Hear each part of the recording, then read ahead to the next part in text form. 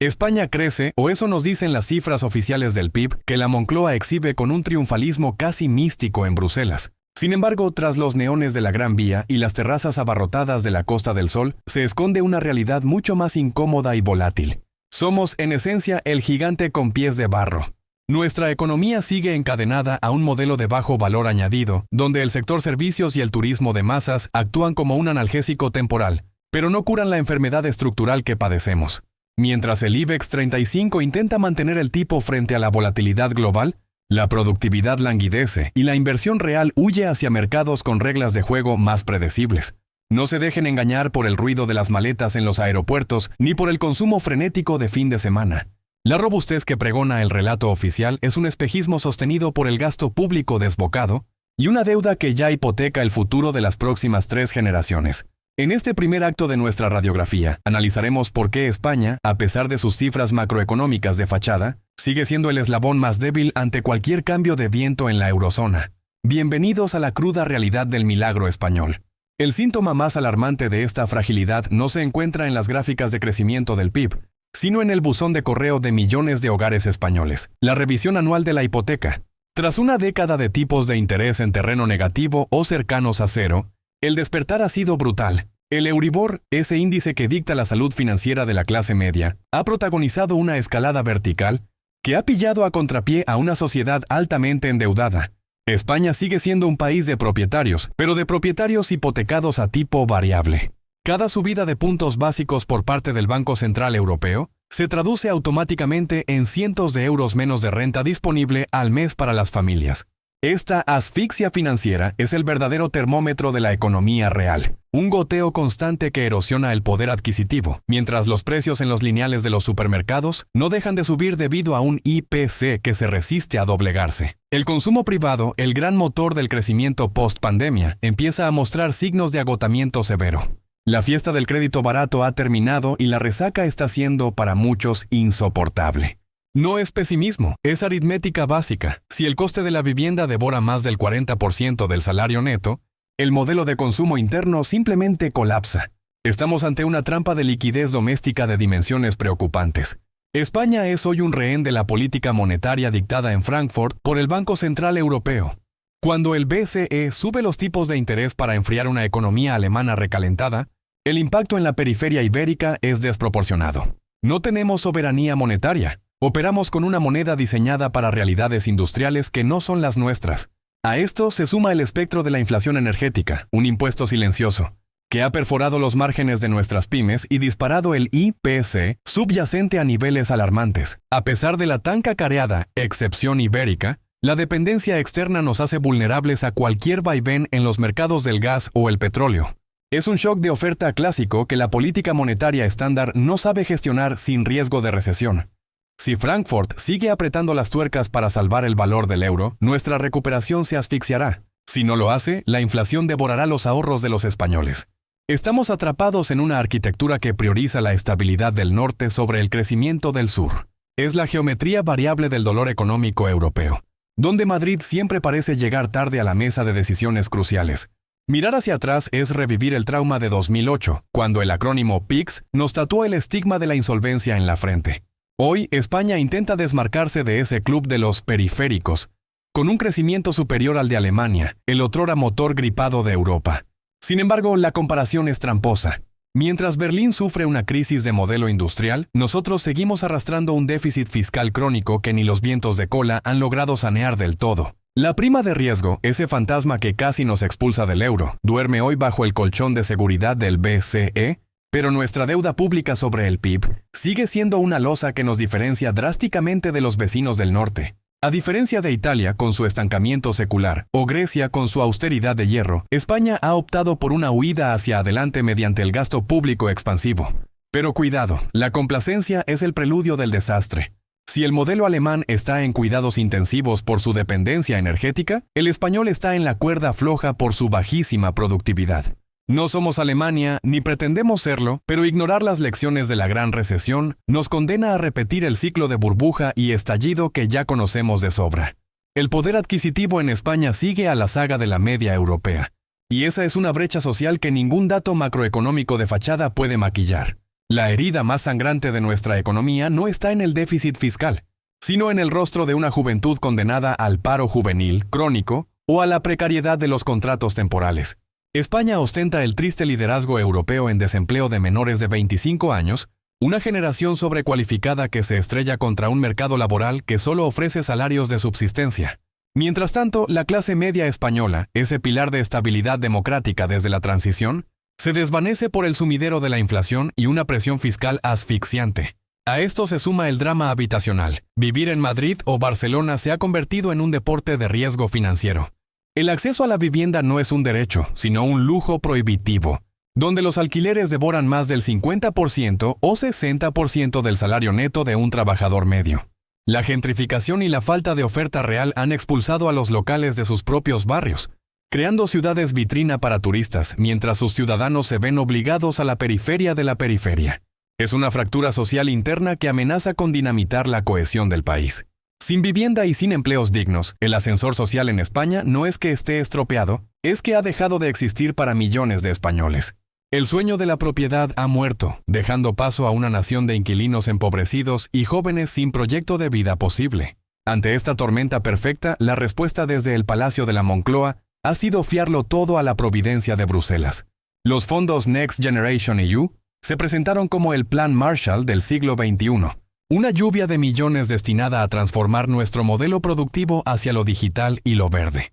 Sin embargo, la realidad de la ejecución es mucho más gris. La burocracia asfixiante y la falta de acceso de las pequeñas y medianas empresas han convertido estos fondos en un laberinto administrativo. Mientras el gobierno saca pecho con macrocifras de licitaciones, la economía real apenas siente el goteo de la inversión. Se ha optado por el dopaje del gasto público para sostener el consumo, elevando la deuda pública a niveles que comprometen nuestra soberanía fiscal futura.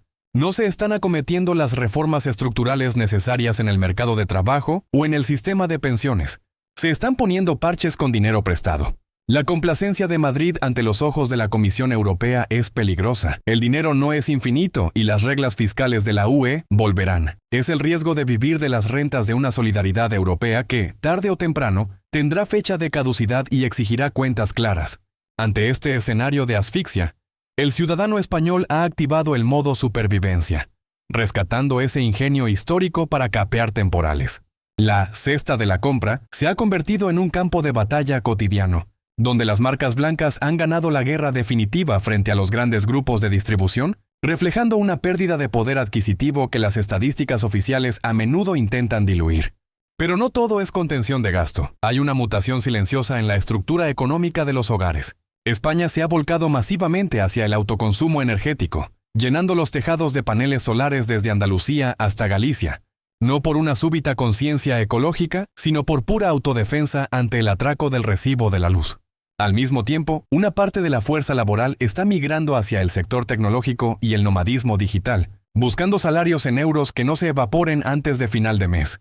Es una adaptación forzosa y pragmática. Ante un sistema que asfixia con impuestos, va una inflación que devora los ahorros.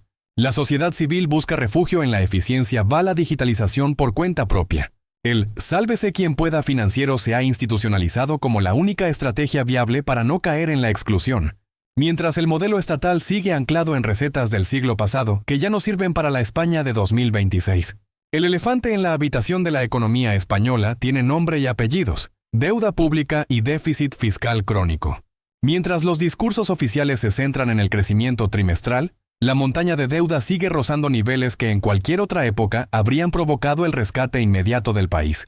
España se ha convertido en un adicto a la liquidez barata, un yonki del crédito que ahora se enfrenta al síndrome de abstinencia con la retirada de los estímulos del BCE. No ingresamos lo suficiente para sostener un estado de bienestar elefantiásico y una estructura administrativa duplicada que drena los recursos de los contribuyentes. El déficit estructural es una herida abierta que se intenta tapar con una presión fiscal asfixiante sobre los autónomos y las pymes, los verdaderos sufridores del sistema. La prima de riesgo hoy parece bajo control, pero es un espejismo sostenido por la intervención de Frankfurt. En el momento en que las reglas fiscales de la Unión Europea vuelvan a aplicarse con todo su rigor, España se encontrará desnuda frente a sus acreedores.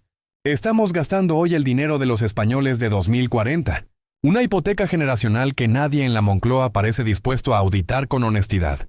La sostenibilidad financiera del país no es una opinión política, es una cuestión de supervivencia aritmética. El IBEX 35 es el espejo distorsionado de nuestra salud económica. Mientras los grandes bancos anuncian beneficios récord impulsados por el diferencial de los tipos de interés, el verdadero tejido productivo de España, las pymes y los autónomos, se desangra en un entorno de costes crecientes y productividad estancada. Existe una brecha abismal entre la España de las grandes corporaciones del selectivo madrileño y la economía real de los polígonos industriales. La productividad por hora trabajada en España sigue siendo el talón de Aquiles de nuestra competitividad en el mercado global. No se trata solo de trabajar más, sino de trabajar mejor. Algo imposible en un ecosistema que castiga el crecimiento empresarial con una burocracia bizantina y una fiscalidad que desincentiva la inversión en I+D. Las grandes energéticas y entidades financieras del IBEX 35 son hoy los únicos supervivientes de un sistema diseñado para favorecer la concentración de capital, mientras el pequeño empresario se debate entre la supervivencia y el cierre. Si el IBEX 35 brilla, es a menudo a costa de un mercado interno cada vez más depauperado. Una economía que no mima a su base productiva está condenada a ser una economía de servicios de bajo valor añadido, incapaz de competir con los estándares de innovación del centro y norte de Europa. La brecha de productividad no es solo un dato, es la sentencia de muerte de nuestra competitividad futura en un mundo digitalizado. El invierno demográfico es, quizás, la amenaza más silenciosa y letal que acecha a la economía española. Somos uno de los países con la tasa de natalidad más baja del mundo. Una realidad que choca frontalmente con un sistema de pensiones de reparto diseñado para una pirámide poblacional que ya no existe. La sostenibilidad de la seguridad social es hoy una entelequia matemática. El déficit estructural del sistema se cubre sistemáticamente con transferencias directas del Estado, es decir, con más deuda. La decisión política de indexar las pensiones al IPC, aunque socialmente comprensible, es un suicidio financiero. En un contexto de productividad estancada y una base de cotizantes cada vez más precaria. Estamos ante una transferencia masiva de rentas de los jóvenes, que ya sufren salarios de miseria y alquileres prohibitivos, hacia una generación de jubilados con un poder adquisitivo en muchos casos superior al de sus hijos. Ningún gobierno, sea del color que sea, se atreve a realizar la cirugía mayor necesaria por miedo al castigo en las urnas del mayor bloque electoral del país. Pero la aritmética no entiende de ciclos electorales. O reformamos el sistema con criterios de equidad intergeneracional, o el colapso de las cuentas públicas será inevitable antes de que acabe la década. Es la bomba de relojería que nadie quiere desactivar. España se ha acomodado peligrosamente en su papel de resort de lujo para el norte de Europa. El turismo, que representa casi el 13% de nuestro PIB, es un arma de doble filo. Genera empleo rápido pero de bajísima cualificación y valor añadido. Mientras países como Polonia o la República Checa han construido bases industriales sólidas, nosotros hemos apostado todo al sol, la playa y el sector servicios. Es la trampa de la dependencia, donde cualquier estornudo geopolítico o sanitario, como vimos en la pandemia de 2020, deja a nuestra economía en la UVI. La falta de una política industrial ambiciosa y real ha convertido a regiones enteras en parques temáticos para extranjeros, mientras el talento nacional emigra porque aquí solo encuentra puestos de camarero o recepcionista. No se puede sostener un Estado moderno y unos servicios públicos de calidad vendiendo solo cañas y tapas. La terciarización extrema de la economía española es una debilidad estratégica que nos hace esclavos de la estacionalidad y de las rentas bajas. Sin una reindustrialización inteligente y tecnológica, seguiremos siendo la periferia recreativa de una Europa que nos necesita para sus vacaciones, pero que nos ignora en sus mesas de innovación industrial. Es hora de decidir si queremos ser una nación soberana o simplemente el patio de recreo del continente. El fin de la barra libre monetaria y el regreso de las reglas fiscales de la Unión Europea marcan el inicio de una era de austeridad obligatoria para España. Durante los años de la pandemia y la crisis energética, Bruselas permitió un paréntesis de gasto desenfrenado, que la Moncloa aprovechó para dopar la economía con subsidios y gasto público récord. Pero los tiempos del dinero gratis han terminado. El Pacto de Estabilidad y Crecimiento vuelve a exigir que el déficit baje del 3% y la deuda se encamine hacia el 60%. Objetivos que para España suenan hoy a ciencia ficción macroeconómica. Si el gobierno no acomete recortes drásticos o una reforma fiscal de calado, nos enfrentaremos a procedimientos por déficit excesivo que podrían congelar los fondos europeos de los que tanto dependemos. La complacencia de estos años se va a estrellar contra el muro de la disciplina germánica. Y esta vez no habrá un Draghi prometiendo hacer lo que sea necesario. España está a punto de descubrir que la solidaridad europea tiene límites muy estrictos y que el ajuste que viene será, sin duda, doloroso para un país que ha olvidado lo que significa el equilibrio presupuestario. La fiesta se ha acabado y la factura está llegando a la mesa. España se encuentra en una encrucijada histórica. La nueva realidad no es una fase transitoria, sino un cambio de paradigma total donde la complacencia ya no es una opción viable. El viejo modelo de crecimiento basado en el ladrillo, el sol y la deuda barata ha tocado techo definitivamente. Si queremos sobrevivir en una Unión Europea que gira hacia la autonomía estratégica y la alta tecnología, España debe acometer una catarsis profunda de su sistema público y privado. No basta con esperar a que el BCE actúe como red de seguridad perpetua o que los turistas sigan batiendo récords de llegada. Necesitamos una revolución de la productividad que devuelva el poder adquisitivo real a las familias y esperanza a una juventud hoy asfixiada. La verdadera prima de riesgo hoy es social. La desafección y la falta de expectativas vitales son mucho más letales que cualquier índice bursátil. El éxito de nuestra nación dependerá de nuestra valentía para dejar de ser el gigante con pies de barro y transformarnos en una economía resiliente y fiscalmente responsable. El tiempo de los espejismos se ha agotado. España debe elegir entre la reforma valiente o la irrelevancia sistémica en el corazón de Europa. Es sencillamente el momento de la verdad.